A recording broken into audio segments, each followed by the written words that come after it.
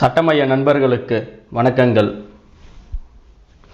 இன்றைக்கி நம்ம பார்க்க போகிற விஷயம் என்னென்னா, ஒரு அளவு எல்லாருக்குமே தெரிந்திருக்கும். அந்த சாத்தான்குளத்தில் பார்த்திங்கன்னா அப்பாவையும் பையனையும் போலீஸ் அடிச்சே சாவடிச்ச அந்த விஷயம் எல்லாருக்குமே தெரிந்திருக்கும். அது சம்மந்தமான ஒரு வீடியோ தான் பார்க்க போகிறோம். நேற்று நம்ம ஒரு வீடியோ பார்த்துருந்தோம். நேற்று என்ன நடந்தது, எதற்காக அவங்கள ஒரு கைது நடவடிக்கை பண்ணாங்க, அதுக்கப்புறம் என்னென்ன நடந்தது, அதில் காவல்துறையோட அந்த பங்கு என்ன அந்த கொலையில் அப்படின்ற ஒரு சில விஷயங்களை பார்த்துருந்தோம். இன்றைக்கும் அது சம்மந்தமான விஷயம் தான் பார்க்க போகிறோம். என்ன இன்றைக்கி நம்ம பார்க்க போகிறது என்னன்னா, காவல்துறையோட அந்த ஒரு உச்சபட்ச அதிகாரம் என்ன அப்படின்றத பார்க்க போகிறோம். அது மட்டும் இல்லாமல் காவல்துறை எதுக்கு இவ்வளோ ஒரு ஹீனியஸாக நடந்துக்கிறாங்க, எல்லாருக்கிட்டையும் ஒரு கொடூரமாக நடந்துக்கிறதுக்கான ஒரு சில காவல்துறை மட்டும்தான் எதுக்கு இது மாதிரி ஒரு கொடூரமாக நடந்துக்கிறாங்க அப்படின்ற ஒரு விஷயத்தை இன்றைக்கி நம்ம பார்க்க போகிறோம்.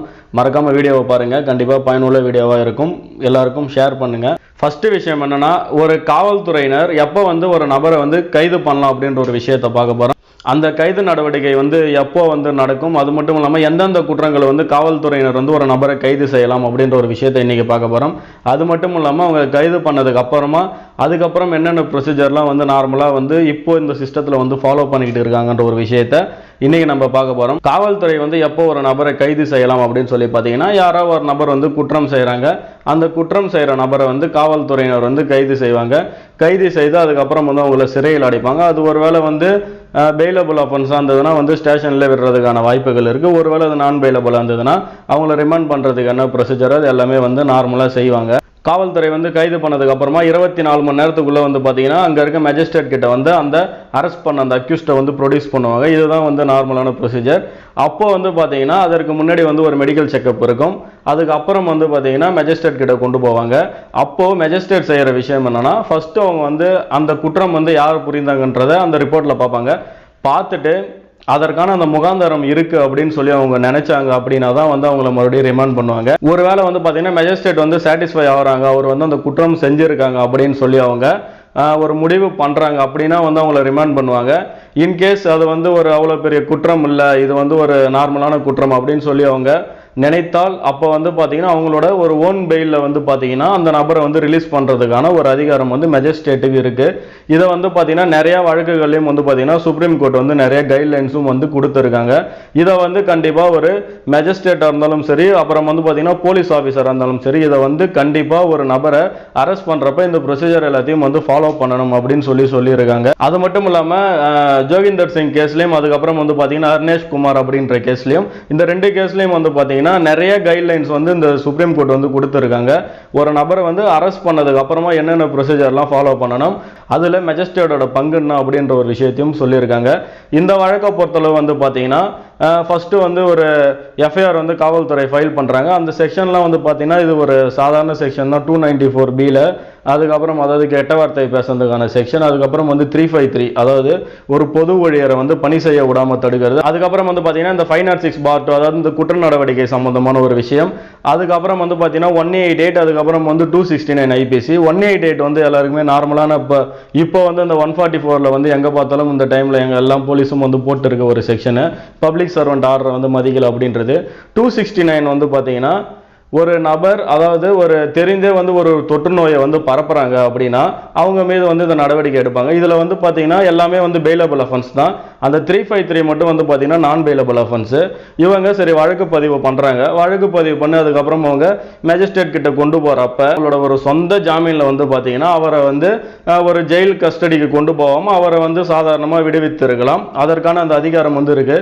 இது ஒரு எப்பயும் இருக்க ஒரு டைம் வந்தா பரவாயில்ல. தொற்று நோய் காலமா இருக்கிறதுனால அந்த அளவு இது மாதிரியான அரெஸ்ட் எதுவுமே அதிகமாக நடக்கிறது இல்லை. பொதுவாக பார்த்தீங்கன்னா அந்த நம்ம சொன்ன அந்த 2 வழக்குகளையும், அது மட்டும் இல்லாமல் உச்சநீதிமன்றம் என்ன சொல்லியிருக்காங்கன்னா, 7 வருடத்துக்குள்ள இருக்க குற்றத்திற்கு நீங்க ஒரு நபர் எப்ப தேவைப்படுதோ அப்போ நீங்க அரெஸ்ட் பண்ணலாமே தவிர்த்து மற்ற சமயங்களில் நீங்க அரெஸ்ட் பண்ண தேவையில்லை அப்படின்னு சொல்லி கிளியரா சொல்லியிருக்காங்க. ஒரு போலீஸ் அதிகாரி எப்போ நினைக்கிறாங்களோ அப்போ எங்க முன்னாடி நீங்க ஆஜராகுங்க அப்படின்னு சொல்லி தாராளமா அவங்க நமக்கு ஒரு நோட்டீஸ் போடலாம். இதெல்லாமே செஞ்சு இவங்களை அரெஸ்ட் பண்ணியிருக்கலாம். ஏன் இவ்வளோ ஒரு வேகமாக காவல்துறையினர் செயல்பட்டாங்கன்ற ஒரு விஷயம் தெரியல. அது மட்டும் இல்லாமல் அந்த போலீஸ் தரப்புல பார்த்தீங்கன்னா எஸ்பி சொல்றது ரொம்ப ஒரு வேடிக்கையான விஷயமா தான் இருக்குது. ஒருத்தர் எல்லாருமே நேச்சுரல் டெத் ஆனதான், 2 பேருமே நேச்சுரல் டெத் ஆன மாதிரி தான் சொல்றாங்க. ஆனால் நார்மலாக ஒரு போலீஸ் ஸ்டேஷனை பொறுத்தளவுக்கு கண்டிப்பாக ஒரு இன்ஸ்பெக்டரோட அந்த ஒரு அனுமதியோ அல்லது அவரோட நாலேஜ் இல்லாமல் இது மாதிரி விஷயங்கள் கண்டிப்பாக நடக்கவே நடக்காது. இன்கேஸ் இன்ஸ்பெக்டருக்கு தெரிஞ்சிருந்தாலும் இதில் வந்து பார்த்தீங்கன்னா அதுக்கு இன்ஸ்பெக்டருக்கு மேலே இருக்க அதிகாரிகள் வந்து கண்டிப்பாக ஏதாவது ஒரு உடந்தையா அப்படி இருக்கலாம்ன்ற ஒரு விஷயம் கூட எல்லாருக்குமே தோணுது. இது வந்து பார்த்தீங்கன்னா ஒரு சாதாரண வழக்கு தான். இந்த சாதாரண வழக்குக்கு வந்து இந்த அளவு வந்து அவங்களை அடித்து துன்புறுத்தணும் அப்படின்ற எந்த ஒரு அவசியமும் வந்து கண்டிப்பாக யாருக்குமே கிடையாது. பொதுவாக வந்து பார்த்தீங்கன்னா காவல்துறை வந்து எப்பயுமே யாரையுமே அடிக்கவே கூடாது அப்படின்றது தான் சட்டம்.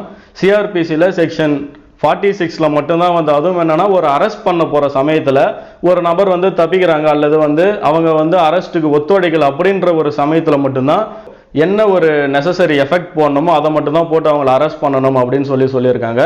அதுவும் வந்து பார்த்தீங்கன்னா ஒரு லிமிட்டடாக தான் இருக்கணும் அப்படின்னு சொல்லி கிளியராக குற்ற விசாரணை முறை சட்டத்தில் பிரிவு 46ல் சொல்லியிருக்காங்க. இது வந்து பார்த்தீங்கன்னா காவல்துறைக்கு கொடுக்கப்பட்ட ஒரு ப்ரிவிலேஜ் அப்படின்னு சொல்லலாம். காரணம் என்னன்னா அவங்க எவ்வளோ ஒரு கிரிமினல்ஸை வந்து அரெஸ்ட் பண்ண போகிறாங்க அல்லது வந்து பார்த்தீங்கன்னா ஒரு மிகப்பெரிய ஒரு கேங்ஸ்டர் இது மாதிரி ஆளை வந்து அரெஸ்ட் பண்ண போகிற சமயத்தில் அவங்களுக்கு இது தேவைப்படுது. இந்த ஒரு அரெஸ்ட்டை தவிர்த்து வேற எதுக்குமே வந்து காவல்துறை வந்து யாரையும் அடிக்கவே கூடாது அப்படின்றது தான் வந்து சட்டம் சொல்லுது. கண்டிப்பாக இது எல்லாருமே நீங்கள் தெரிஞ்சுக்கணும். இதில் இன்னொரு விஷயம் என்னென்னா காவல்துறை வந்து பொதுவாகவே ஒரு மிகப்பெரிய ஒரு அதிகார ஒரு வர்க்கத்தில் இருக்காங்க அப்படின்னு சொல்லி நம்ம சொல்லியிருக்கலாம். நேற்று பார்த்த வீடியோவில் அதை பற்றி நம்ம நிறைய பேசி இருந்திருப்போம். பொதுவாக வந்து பார்த்தீங்கன்னா அவங்க எல்லாருமே வந்து நான் தான் வந்து எப்பயுமே வந்து ஒரு பெரிய ஆள் அப்படின்ற ஒரு நினைப்பு ஒரு ஈகோ வந்து பார்த்தீங்கன்னா அவங்களுக்கு சில காவல்துறை தான் நம்ம சொல்கிறது ஒரு எப்பயுமே அவங்களுக்குள்ள இருக்கும். அதை வந்து பார்த்தீங்கன்னா ஒருத்தவனை வந்து பிடிக்கல அப்படின்னு சொல்லி அவங்க முடிவு பண்ணாங்கன்னா அவங்க மீது வந்து வேற ஏதாவது ஒரு பர்சனலான ஒரு வெஞ்சன்ஸ் இருந்தது அப்படின்னு சொல்லி அவங்க நினைச்சாங்க அப்படின்னா அவங்க மீது அவங்க எந்த ஒரு நடவடிக்கை வேணாலும் எடுக்கலாம். அதை வந்து பார்த்தீங்கன்னா அவங்களுக்கு கொடுக்கப்பட்ட அந்த அதிகாரத்தை பயன்படுத்தி தான் கண்டிப்பாக பண்ணுவாங்களே தவிர்த்து அவங்களுக்கு இது மாதிரியான அதிகாரங்கள் வந்து கொஞ்சம் குறைக்கப்பட்டால் இதெல்லாமே வந்து குறையும். ஃபியூச்சரில் இது மாதிரி எந்த விஷயமே வந்து நடக்கவே கூடாது. அது மட்டும் இல்லாமல் காவல்துறையை மானிட்டர் பண்ணுறதுக்கு வந்து ஒரு சரியான சிஸ்டம் வந்து இந்தியாவில் கிடையாது.